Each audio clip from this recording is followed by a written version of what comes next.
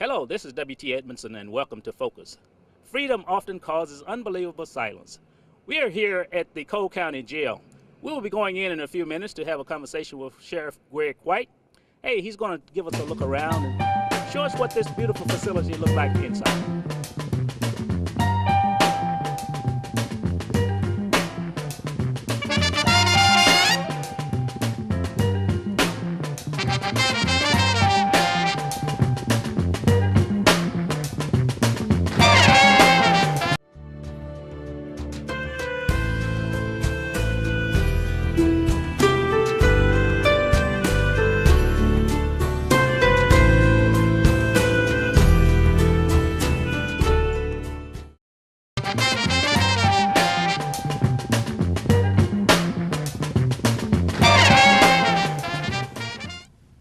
Hello, we're here at Cole County Jail visiting with Sheriff Greg White. Well, you know, a number of years ago, the citizens of Cole County voted to construct a new jail complex. After some time, the starts and stops, the complex finally got built. And so we have decided to come in and have a conversation with the sheriff and also take a look around to see what your tax dollars has provided.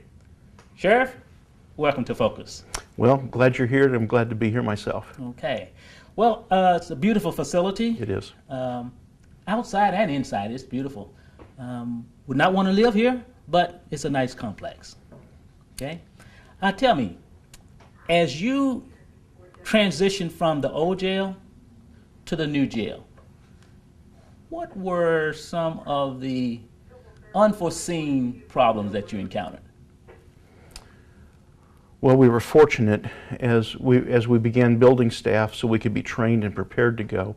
We were developing policies and procedures for this facility that's significantly different than some of the ones that were before, classification issues, things like that. So we were able to actually move the inmates in one day from the different jails that they were in to this facility.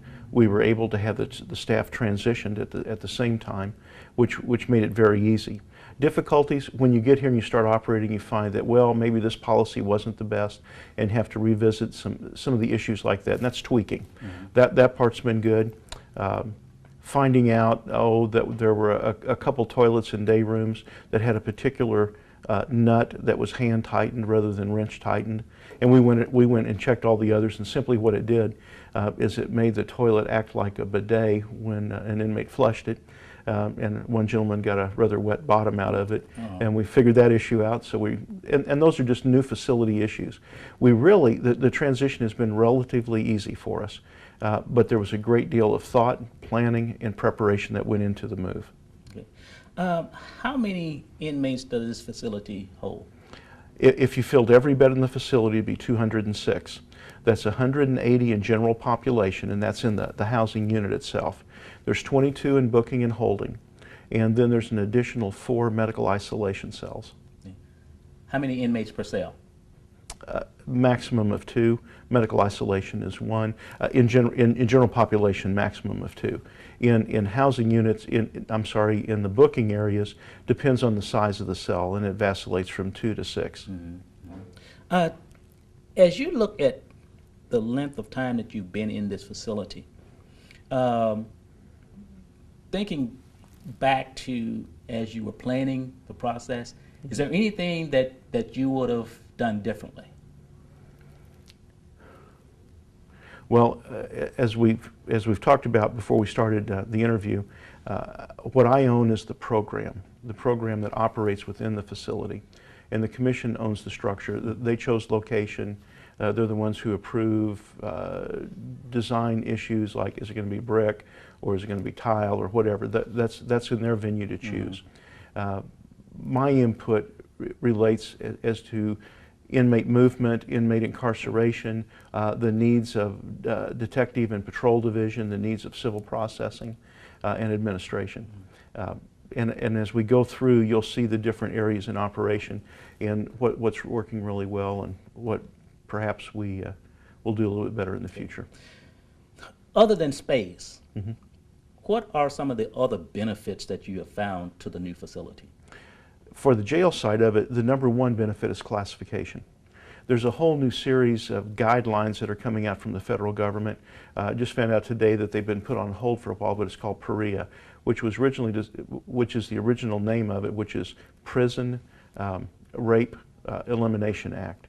And what they've decided to do at the federal level is implement it not only prisons for which it was designed, but also for county jails all across the nation. In fact, any holding area, like the police department holding area, would be responsible for the same thing. And it's very difficult standards. We're one of the few facilities in the state of Missouri that will actually be able to meet those standards. And there's penalties if you don't meet them.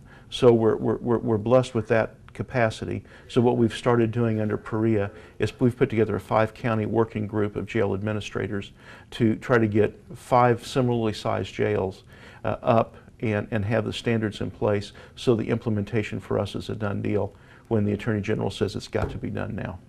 So we'll be prepared. This facility gives us the opportunity to meet those standards, and again, there's penalties for failure to do so. Okay.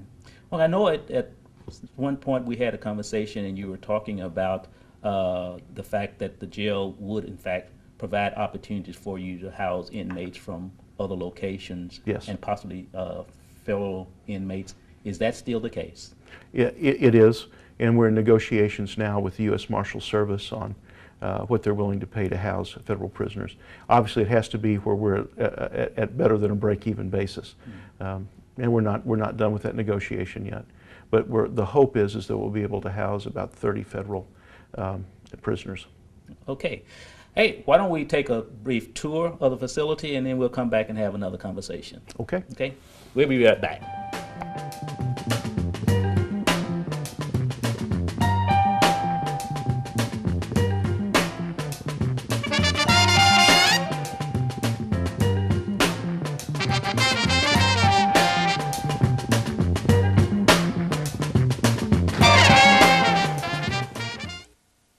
Haven't made up my mind yet. What are you gonna take? Algebra. Algebra. Algebra. Algebra.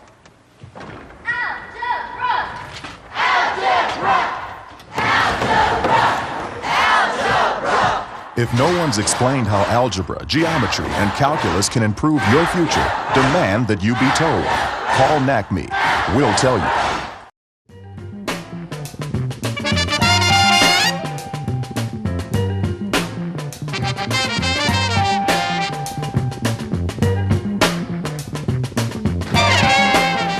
Okay, we are here back again. Sheriff is going to take charge of the tour, and like I said, we'll be back and we'll have another conversation with the sheriff in a few minutes. The area we're standing in is just outside of my office and my chief deputy's office. This is Betsy Rackers, our administrative officer, and she really is the financial officer for the Office of Sheriff and her work area. We have a room back this direction we won't go into, but that's where we keep emergency manuals. For instance, if there was a catastrophic failure of Bagnell Dam, how long do we have to evacuate St. Thomas and Osage Bend? How long for South Teal? How long for Osage City before the water hits the confluence of the Osage and Missouri? We keep all of our emergency manuals available to any of our staff in that office. WT had mentioned earlier that in our other facility we had one room that served as our break room, our interview room, our interrogation room, a meeting room, and a training room. In this facility we're a little bit better off. This is our large conference room. This functions for internal uses. It also includes, this is locally for the Office of Sheriff, would be our Emergency Operations Center. Then we'll go back down the hall. Robin Blevins is the supervisor for the administration area on this side. Copy room, and I'll show you just briefly. We had a terrible problem with file storage, and right now all of our files back to 1821 take up 20% of our new room, so we're in great shape for file storage. This is, the city does the 911 center, and they do dispatching. This is an alternative backup dispatch site. If theirs goes down, this can be brought up. This is administration. Mary's in the red, Jan's in the gray, because gray's Jan's favorite color shirt. And this is where if you have a basic complaint, you come here. If you're a sex offender and have to re-register or register for the first time, you do it outside that window. If you're getting your concealed carry permit, this is where you do it. In this side, it's Civil Division. And Civil Division is a separate division, and what they do is it takes care of whether it's service of subpoenas or summonses, garnishments. Huge amount of garnishments served in this state or in this county. We serve the third most papers of any county in the state of Missouri. That's a phenomenal amount of paperwork that goes through this office, and we do it with very limited resources. I'm going to tell you that the folks that work here do an incredible job. This particular camera is, well, WT, would you stand up against that wall and look at the birding? Now, all the way up against the wall, and look at the little bluebird.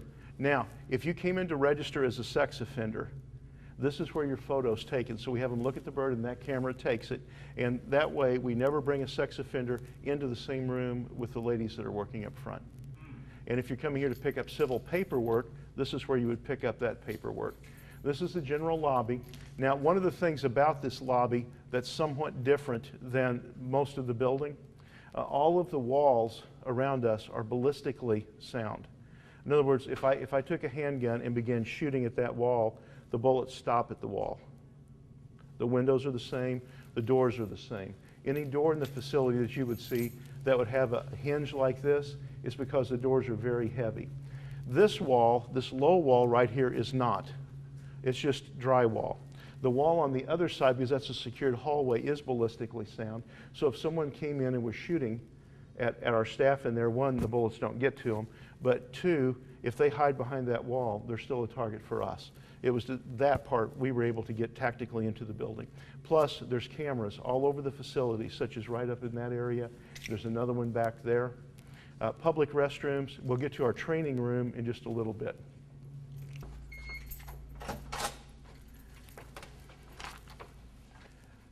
Now, that door, as it shuts behind WT, that means we're in a secured area now. We'll go back to patrol and investigations first. This is a storage closet. This is firearms cleaning room. Patrol division's here, investigations are down there, interview interrogation rooms on this side.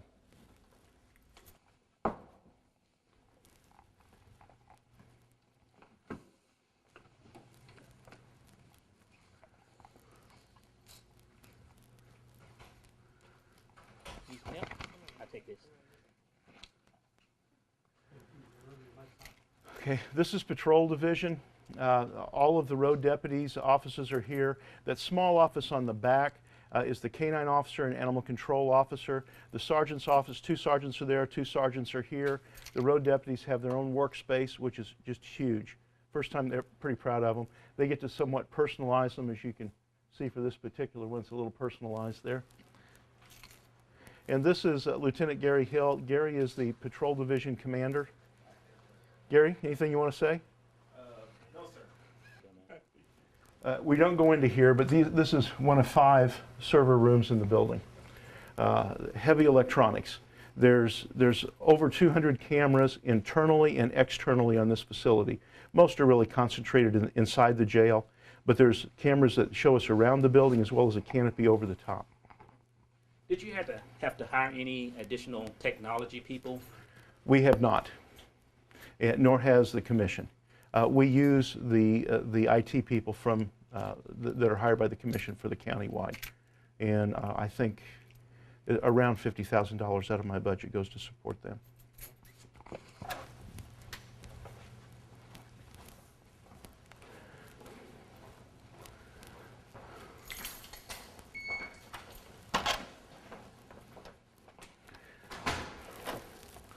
This is detective division, and as you see, we've got 3 desks in here. It includes narcotics. I have 2 detectives that work here, 1 narcotics detective that works here, and then we have a detective that's split half and half between the prosecuting attorney's office and the office of sheriff. He works for me, he's commissioned by me, but he's up there and he works cases, follow-up on cases that come through, and of course if we have a major event, he's pulled out and we work here. The sergeant who commands this division is under Lieutenant Hill, and his office is down towards evidence.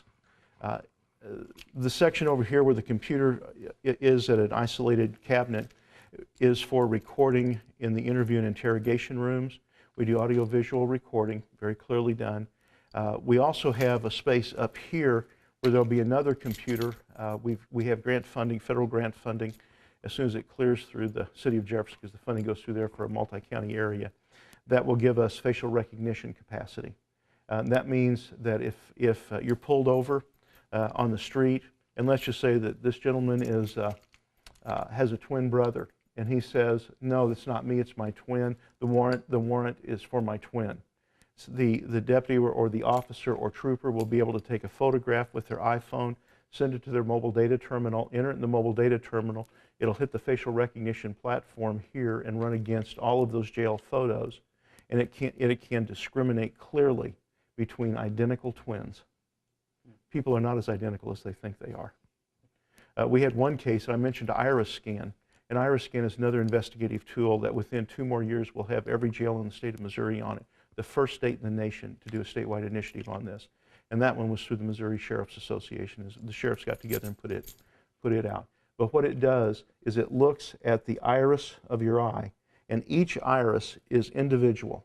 And if you have 2 identical twins, they have 4 irises that are individual, not identical. It's actually more definitive than DNA. We've had several saves from it. We had one person that came in, and when they were booking them down in the jail, they took the photograph and it automatically runs it against the system, a photograph of the iris. And he had given us a name, a date of birth, a social security number, a work address, a home address, a work phone, a home phone, and a cell phone that were all correct and consistent. They just weren't his. So there were 2 questions. Well, one, why are you lying to us, and whose identity did you steal? He had actually been booked into the Boone County Jail 2 weeks prior, where his iris was photographed. And of course, when we do things like that, it becomes very easy to ensure that we do not release the wrong people, and that the right people are the ones who are being brought in as we build that database. And that's an internal system for people that are arrested and charged with crimes. If they do not go through prosecution, those irises are eliminated from the system. How have this facility enhanced your opportunity to communicate with your other law enforcement comrades throughout the state and providing them information and them providing you information that you did not have? The facility is not necessarily the issue, it's the technology.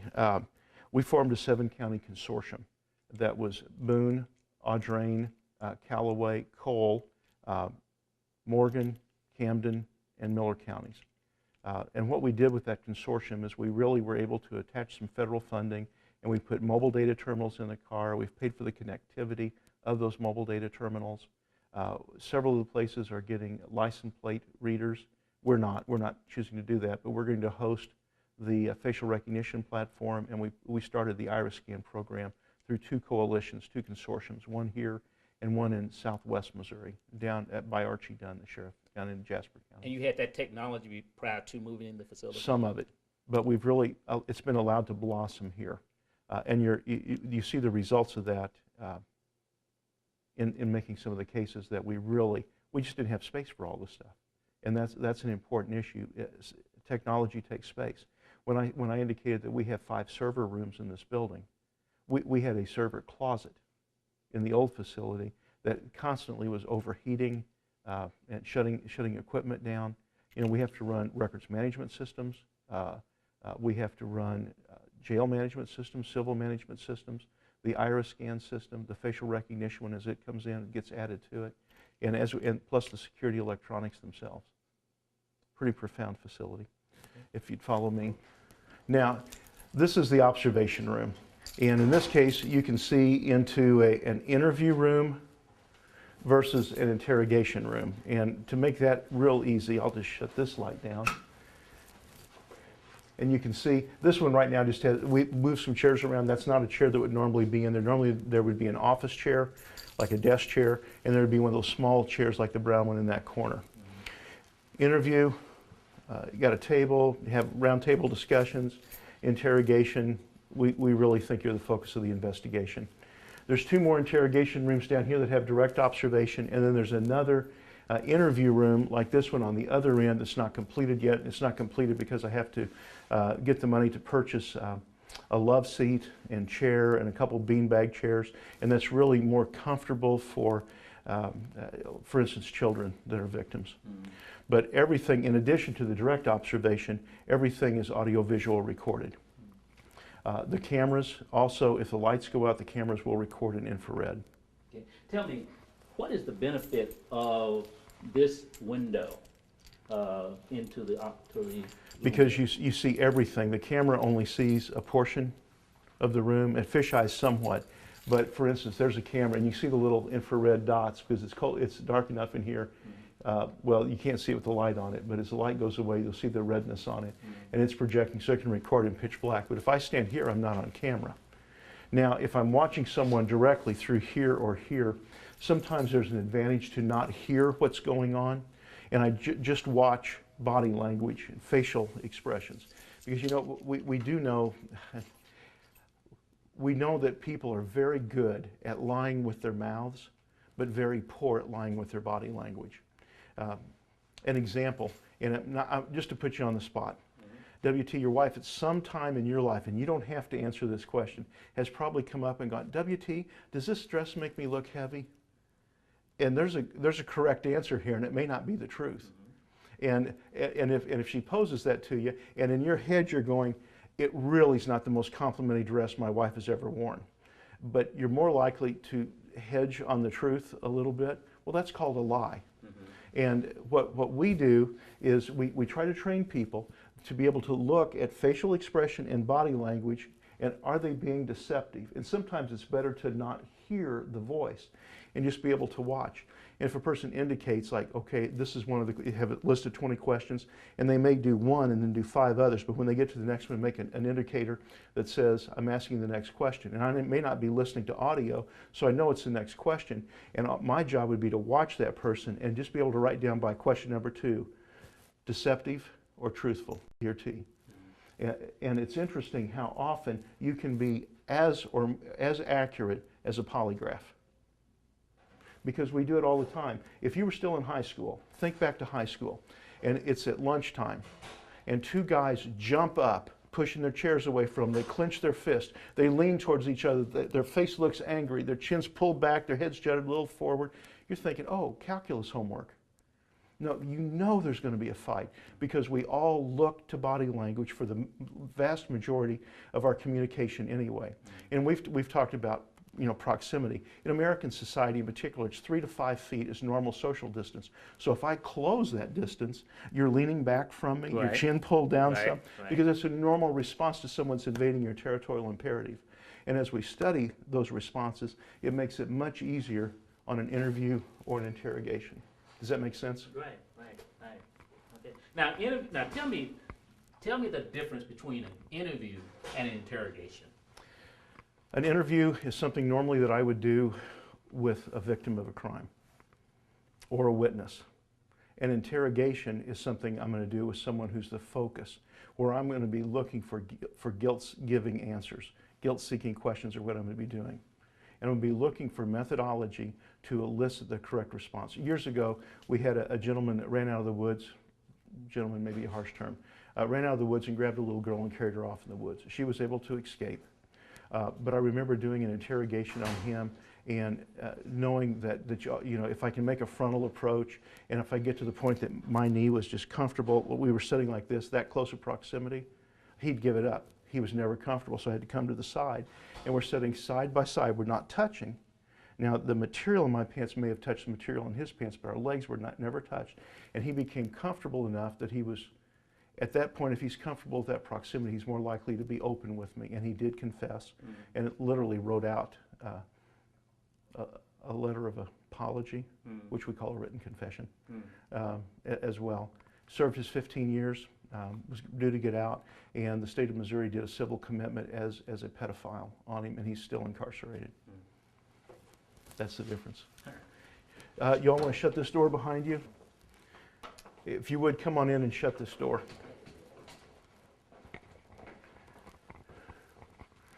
Now, That's where we were standing before. Hi, WT. Oh, wait, you're not there. So that helps in the observation. Now, one of the things that you know from television is if you go up to someone and you take this microphone and you go, now, WT, what did you think about what happened last Wednesday? It's really hard for people not to respond. And dead air time is something that we don't like. Now I'm going to clap my hand and just listen to the sound. It dies quick. So if it's sound absorbing, and we probably still need to get some acoustic tile up there, the faster sound dies, the quicker you respond to dead air time. So if I go, what's your real name? You are so much more likely, by the way, you know, I leaned my head forward and dropped it to the side, which is an intimacy building gesture. You're more likely to want to fill that dead air time, and then don't tell me your name. If I go, and I'm sorry, what is your name?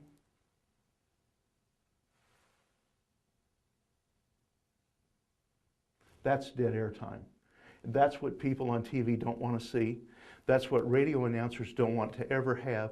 And it's so hard because in our society, particularly the younger you are, how many people walk around with music playing all the time? They can't stand dead air time. Provide them with dead air time. They're more likely to answer a question.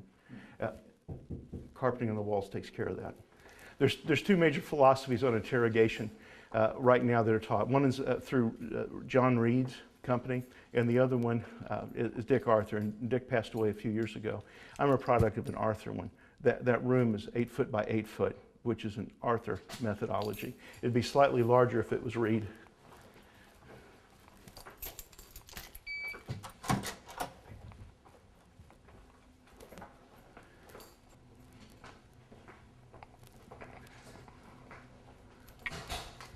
The school resource deputies have an office they share here. Sergeant Bollinger is on medical leave right now. His office is here. He's responsible for the detectives, and he manages evidence.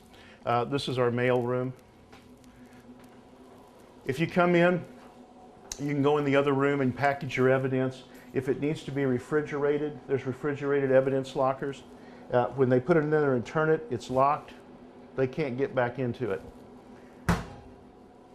Other evidence lockers, once they push the button, this locker's locked. It can be opened from the backside by the detective sergeant with keys.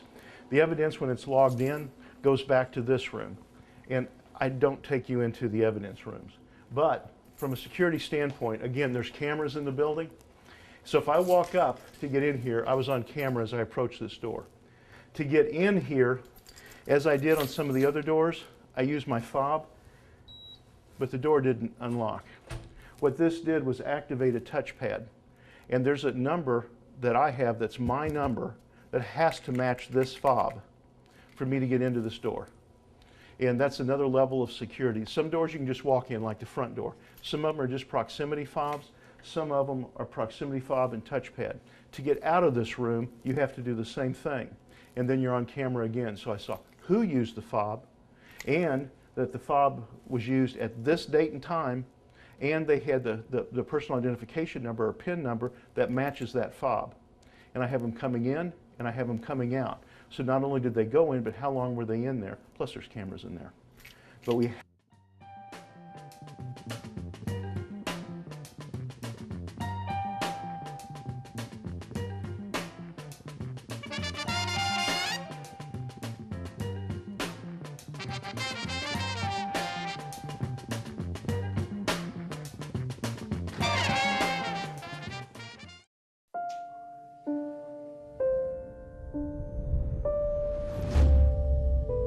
What if a disaster strikes without warning? What if life as you know it has completely turned on its head? What if everything familiar becomes anything but? Before a disaster turns your family's world upside down, it's up to you to be ready. Get a kit, make a plan, be informed today. Learn how at ready.gov.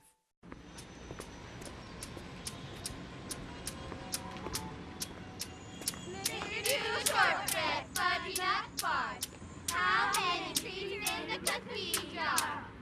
1, 2, 3, 4, 5, 6, 7, The smallest moments can have the biggest impact on a child's life. Take time to be a dad today.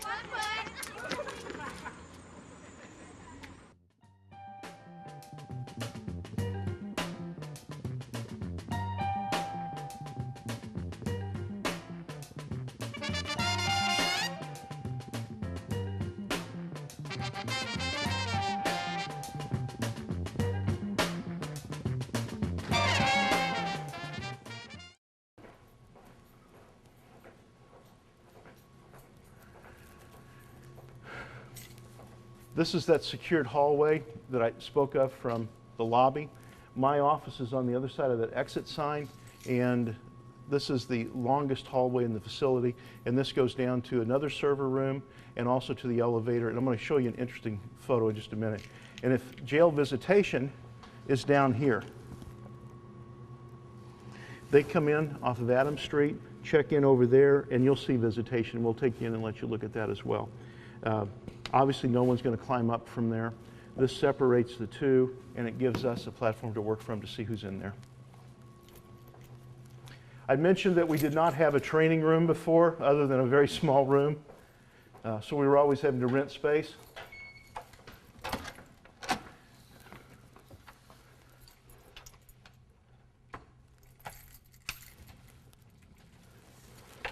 This is our training room. This works very well for us. We use it extensively. We're able to host outside groups. For instance, you're a member of Rotary Club, if I remember correctly. No. Okay, well, if you were, and you wanted to have a Rotary meeting here, because it's nonprofit, we would do that. The Rape Abuse Crisis Center has met here before. And we just don't let people do anything for profit with it. Other than that, we allow it to be held here. WT, I don't know if you ever saw what our core values and our vision statement are, but it's very simple. Our core values are integrity, fairness, and professionalism. And I'll tell you, when people ask me, sometimes people come and go, how do you think I should vote? I don't tell them to vote Republican. I don't tell them to vote Democrat. I tell them to vote integrity. And then our vision statement, we, the Office of Sheriff and the Sheriff's Department, will model integrity, fairness, and professionalism in the consistent delivery of law enforcement services to the individuals and families of Cole County. Simple and straightforward, but it's all tied up in those things. And then we actually, to our employees, they all sign off on it, but we define each of those. And when you look at integrity, it's the willingness to do what's right because it's right, regardless of the consequences. And that's a huge thing. Indeed. This has our UHF radios. In the jail, we use UHF that's encrypted, so no one can monitor inmate movement. It's also got the iris scan servers in it. We're going to use the elevator, but I wanted to show you something on the stairwell.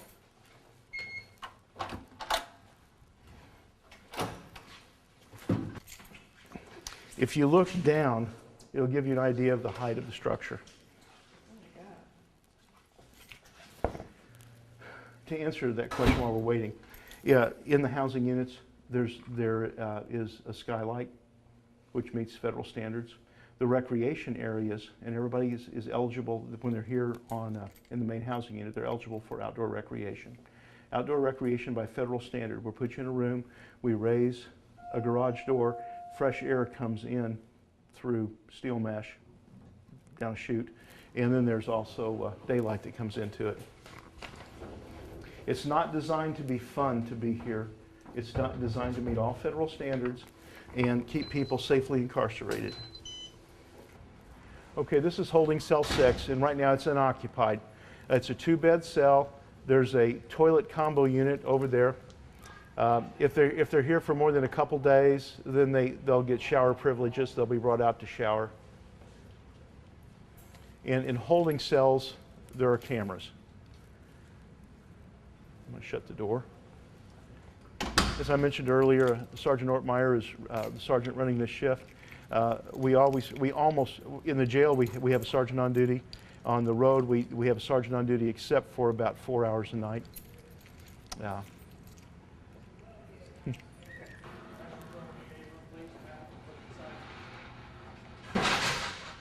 If a trooper or a Jeff City officer or a deputy arrests someone for drunk driving, They would bring them into the sally port and then into here. And you see the intoximeters over there. You've got the line on the floor. There's the camera in here. So we record everything again. They do the field sobriety testing, and they're not ours until they're done here. Okay. What's the benefit of the line in the floor?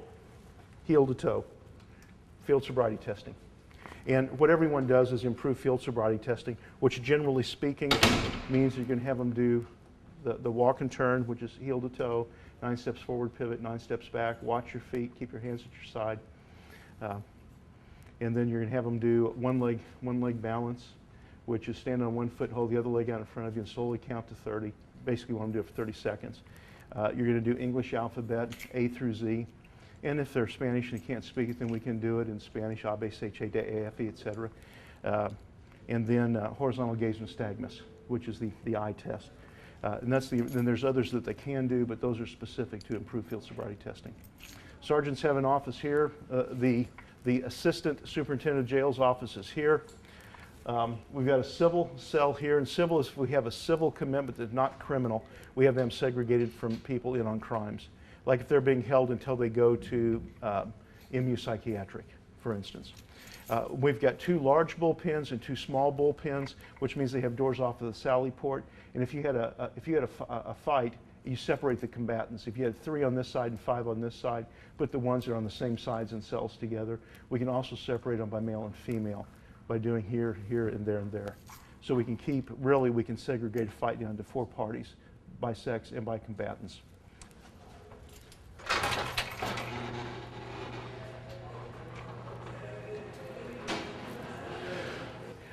This is the kitchen facility. We use outside staff to do that. We have a contract with food service manager. Hi, I'm Anthony Danino, the new food service director over this. So I work with ABL management, who he said is contracted out through. How long have you been with the? I've only been here for a couple months now, so I'm just trying to get the ball rolling and making sure food tastes good, make sure the service gets out good. Working with, I got Kenneth over there. He's one of my star cooks, so working with him to make sure everything runs nice and smooth between here and out there. Hey, thanks very much. No problem.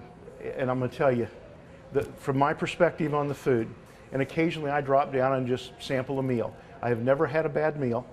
There's between 3,000 and 3,500 calories a day. If it looks like meat, it is. It's just usually turkey. Most cakes and things are sugar-free. It does well for diabetic diet. It does well for general population. It meets a Muslim diet.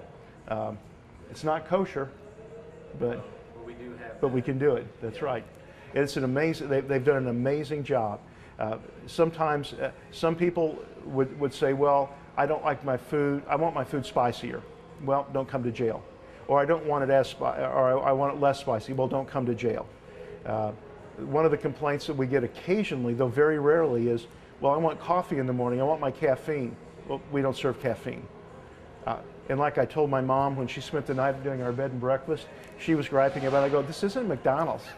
When you leave here today, go to McDonald's and get your coffee. This is a jail, and it meets all federal standards, and honestly, you guys have done a great job. We're just really pleased. Now, let me ask you a question here. The old jail, Yes. how does the food compare and how does the service compare? Do you like little cheap TV dinners every day? No. Me either. It's much better here. And this is the serving line and doing prep. This is the Jeff City TV channel. Merry Christmas. And I'm telling you, again, it's good. You eat here every day, don't you? One of the things that they do is they also provide staff an option for very inexpensive meals where they still make their dime on it, but staff gets a good meal. Thank you. You don't just go out a door, huh? You don't put your hand in that like an elevator either.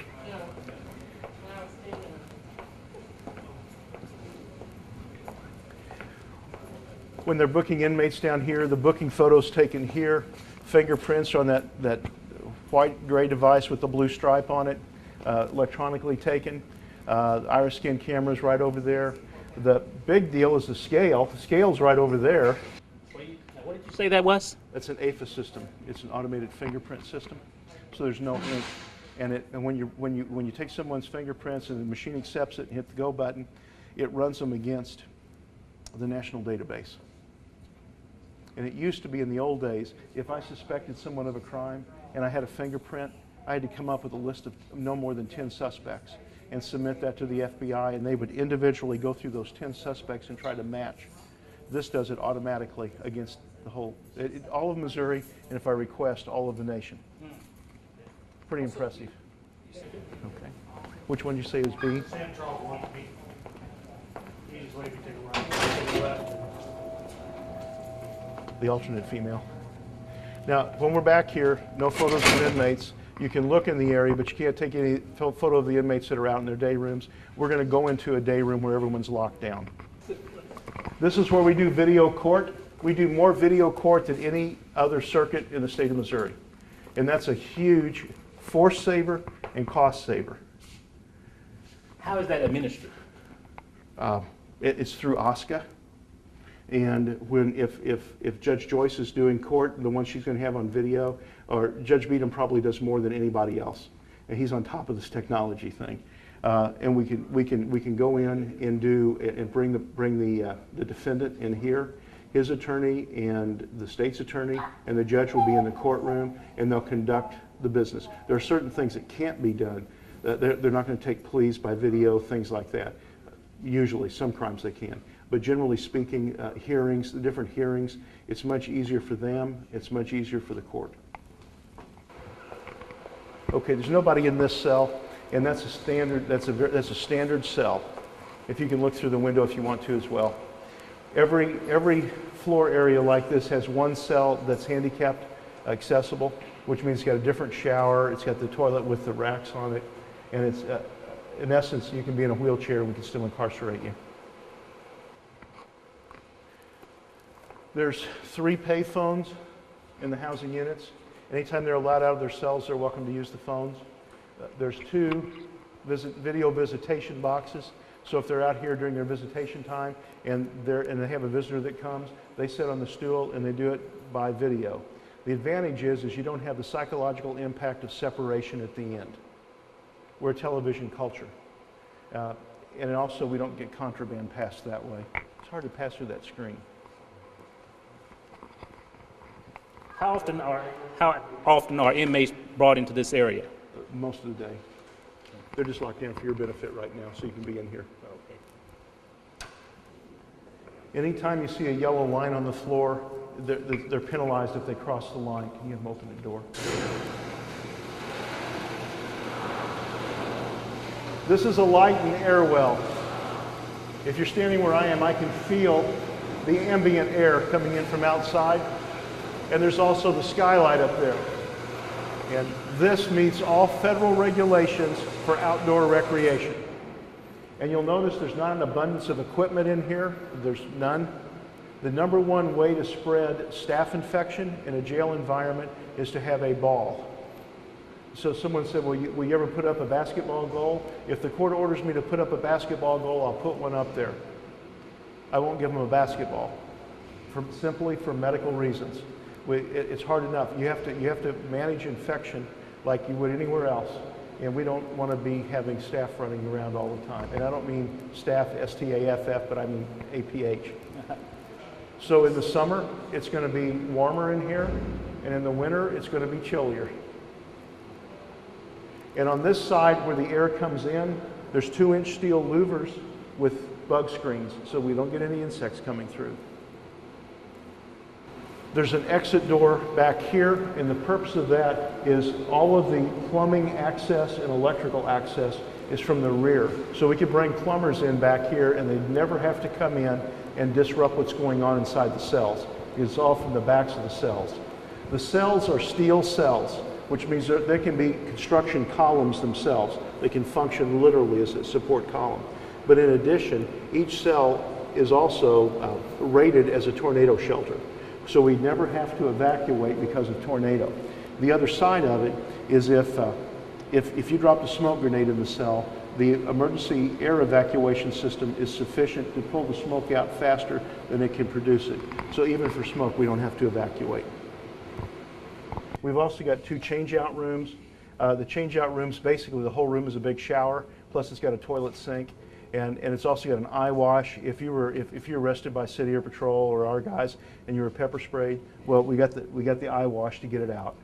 And we like to transition away from who arrested you to the custodial staff as rapidly as possible, because it's different people, psychologically it's a different change, and people tend to calm down much faster. This is where their uniforms are kept and their bedding and all of that, and they're passed through to them. We take their clothing, close the door back up again, put their clothing away, pass the new clothing to them, lock it back up again. And then this room on the right, well, this one is security electronics, and we will not go in there. I don't go into any of the server rooms. And it would shock you the amount of electronics it takes to run the facility. Now this special room on the right, we use a very important law enforcement term. We call it laundry. And 2 commercial washers, 2 commercial dryers. And we do a lot of laundry, as you can imagine. And staff does the laundry. Staff does cleaning other than in the housing units and cells. And they do that. We do not use inmate labor. It's not cost effective. I asked the ABL, the kitchen people, how many people they would like to have assist them that were, a word that doesn't apply, trustees, how much inmate labor. And they told me, and I said, well, how many staff will you have with inmate labor? And they told me. I said, how many staff will you have without inmate labor? It was the same number. So the difference is we would have to put jail staff to guard them in there, so it's just not cost effective. There's no reason for us to use it. And sometimes people go, well, I'd like to see them working. Well, me too, but I don't even have the staff. I'd love to have them out doing like the state does, but you notice they always have corrections officers out there. Those positions cost money, and we're trying to be as careful with taxpayer money, because salary is one of the highest issues that we've got. We're trying to do more with part-time people and minimize the full-time people. We've got a good full-time staff here, but we're adding part-time. In fact, I'm doing some hires this afternoon. The Commission was gracious enough to give us that, and I think we can make that work well. These are medical isolation cells. Everything on the other side of this wall and the other side of that door is negative pressure. No air comes out here. It all gets sucked in and vented through the roof through HEPA filters. So if we have people with contagions, this is where they go. We have a nurse on duty 8 hours a day, 7 days a week. She does medical call. We have a doctor that comes in a couple times a week, and we always have doctors on call. If a person elevates to hospital need, we have a contract with Capital Region, and they give us a very, very good break on it, and they're very good to work with. But if you want to take a look through, we have an exam room over there with a doctor's office, a nurse's office, staff bathroom, inmate bathroom, and 2 storage rooms. One storage room is the drug storage, and the other one is supplies, Band-Aids, bandages, things like that. On the other side of these 2 panels are change-out rooms. So if we put an inmate in the change-out room, we tell them to take off all their clothes, men on men, women on women, and pass them through. They pass them through, we shut this and lock it, and they begin cleaning up. We hand them soap, towels, shampoo, and then we take the old ones, and then we'll give them the clean, dry clothes that they get to wear, our jumpsuits, or not jumpsuits, it's bottoms and tops, the beautiful orange Crocs, and everything that goes with it. And then when they come out, we hand them their blanket and their sheets and their towels and washcloth, and then they're ready to go back in their comfort kit, and they're ready to go back to their housing unit. We wash their clothing that they come in with. We don't want to inherit parasites from anybody's clothing. And we get some very, very nice people that just messed up and come to jail. And we also get some people that when you look at probably 80 to 85% of our jail population has some type of substance abuse problem. And of that, probably 80% of them have some kind of a co-occurring mental disorder. So not everyone's hygiene is really good for various reasons, but we also get to the business of having to manage the mentally ill. And that was never a law enforcement design, but we've been forced there due to the lack of mental health care nationwide. Does that make sense? Yeah.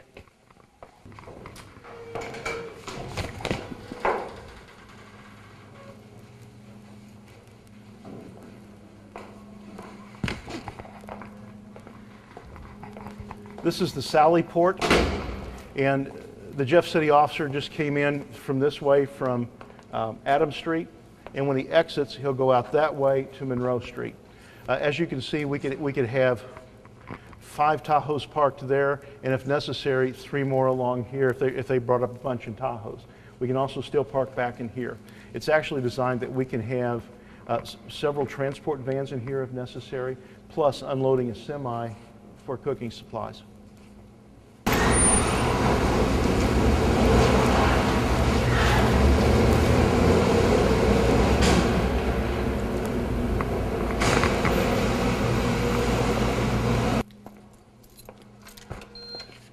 He was anticipating.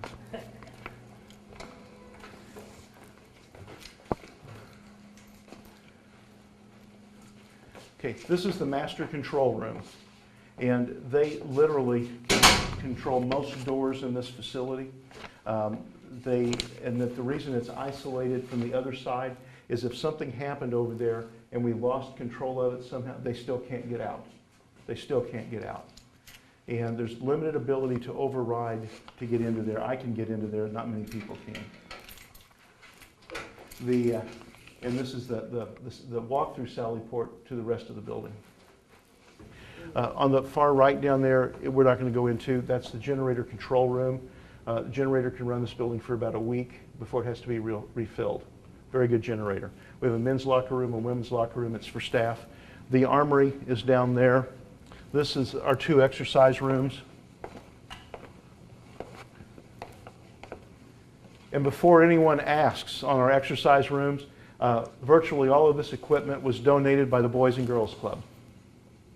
So there's no tax dollars involved in any of our equipment. We have purchased a few things like the chin-up bar and bar dip section of it. But all of these machines were donated to us. Our next big issue is trying to get wrestling mats donated for offensive, defensive tactics training. And that applies for all of the equipment in here. This is all donated equipment. So we're pretty blessed to have it, and it gives the ability for some of our people to lose a few pounds that could probably use it and to stay reasonably fit, both aerobically and anaerobically. I personally still use the health plugs. Okay, this room is where they dress out if they have to do a cell extraction. There's heavily padded gear, so we can take punches and even a knife and be all right. So we would dress out there before we do a cell extraction. This is another IT room. This is Russ Bimboom. Russ is the jail superintendent. Hey, Russ, We'll tell them what they're doing here. let me ask you a couple of questions here. Oh, we're gonna wait. How does this facility compare to the old facility in your capacity? It's like stepping out of the light ages, into the light ages, out of the stone ages. Jails have been in 3 generations. Our first jail was a linear jail, so the only way we could see inmates was physically walking around and looking through the bars. In this jail, we have a satellite control center that sits in the center of all of the housing units so that we can see face on every cell from inside there, so it's wonderful for us. Okay. Hey, looking good, man. Thank you. Take care. This is video visitation, and actually we use volunteers. Part of our Cole County Sheriff's posse, volunteers, and he might be back in a minute. But they come in on their own, no charge, and they check people in and out and monitor the visitation as it goes on. All visitation is also audiovisual recorded, and they know that up front. They sign papers on it, and if somebody flashes their honey, it's the last time they visit, period.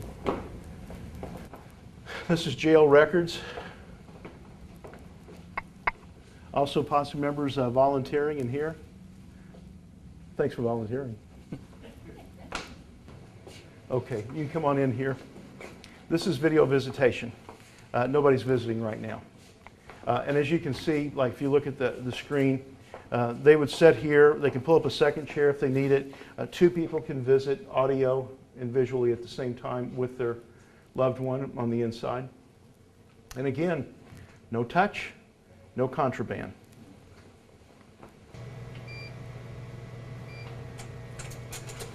Now, can you see those numbers? Nope. You have to be direct on with that to be able to see it. So if you're standing right here beside me, you cannot tell what numbers I'm pushing. But it's a scramble pad, and the numbers come up in a different order every time. So you can't do it by just remembering from the side which one of these I touched. Because this one might be 2 this time, and it might be 9 the next time.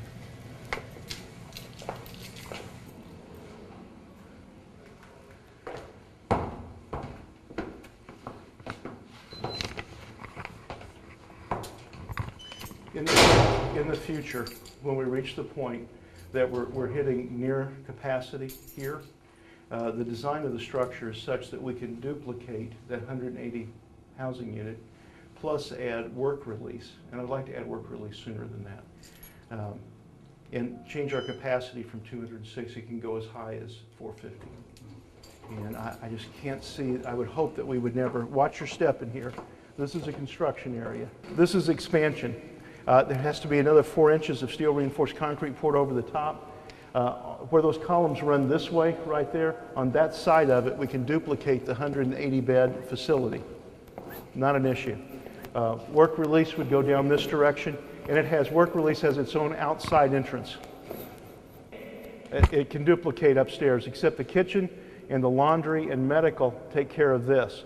Where medical and laundry and uniform storage would be work release, a men's dorm and a women's dorm. You know, for instance, if you work, and I pick a different bank each time, if you were one of the downtown banks and you had to serve 10 days with us, you check in after work on Friday, you spend Friday night and Saturday night and Sunday night here, you get up Monday morning, you dress in your suit or your dress, we feed you breakfast, we check you out 15 minutes before you walk down the street, and then at the end of the day, you get off, say, at 4:30, you've got 15 minutes to get back. When you come back, you blow on the breathalyzer and you pee in a cup. If your urine's clean and your breath's clean, you spend the night here and go back to work the next day. If you choose to drink during the day, it's going to show. You're going to go into general population.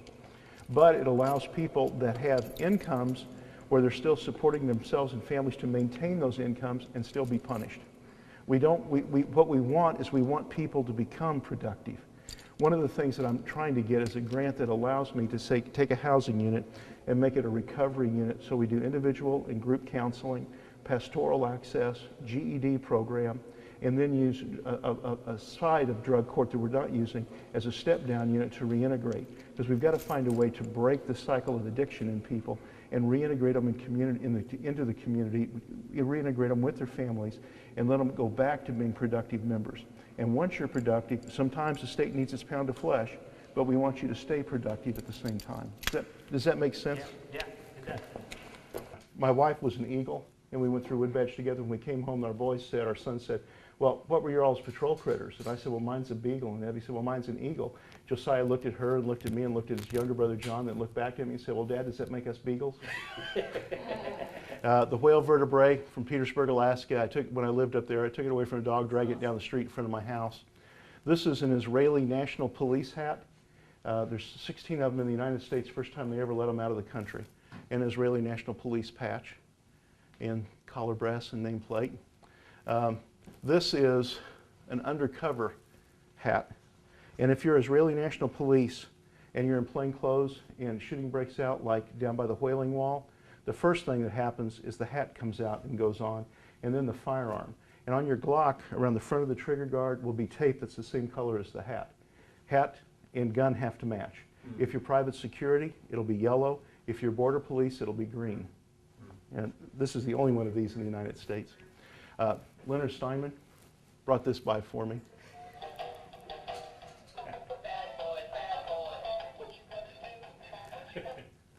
Which I thought was cute. Leonard and I graduated from high school together. Like the police chief. Yeah. And when Dwayne Schreiman was mayor, we were all in the same class. Yeah. I'm going to show you the most powerful photo I have ever seen in my life. It was from the Southern Poverty Law Review. You've got two African-American troopers, one Caucasian trooper, and you've got a child that has no idea of what's black or white or green or pink or yellow. He's as colorblind, and who's abusing that child? And that child, of the 3 troopers there, who's he go to? He goes to an African-American trooper. That's a powerful, powerful photo. And I keep it, and some days I'll just sit and look at it and remind myself it's all about civil rights and civil protections in a very unique country. You know, we're something very special on the face of the earth, and we need to be able to maintain that. Okay, well, Sheriff, thank you very much for the tremendous tour that you just gave. And like I said, it's a tremendous opportunity to come and see what you're doing in the facility. And it's a tremendous opportunity to allow the citizens of Cole County to see a close-up as to what goes on inside Cole County Jail. I sometimes think that people don't always know the amount of psychology that goes into the way we execute the program here, whether it's in prison management or interrogation or interviews, or just in the way that we react with people. You know, a number of years ago, Los Angeles Police Department spent a great deal of money looking at uniforms, trying to find what was the most intimidating. Now, the other side of it is we selected a uniform that was the least intimidating, that literally matches the colors of the Boy Scouts, because it's our desire to be able to forge partnerships with our community. We want to be approachable rather than stand off. We want to be able to engage the community. And what we found is that Cole County residents have a very high level of education. We found them to be very intelligent. Well, we're both some of the products of that. And when you look at it, what we found is when you present people with good, truthful, honest information, give them time to process it, they almost always make the right decisions. Yeah. And I think they made the right decision when they decided to build a new facility. I do too. Thank you very much, Sheriff. Thank you. All right. Okay, hey, you had an opportunity to take a look at Cole County Jail and up close with Sheriff Greg White, Cole County Sheriff. Thank you very much. We'll see you next time. God bless.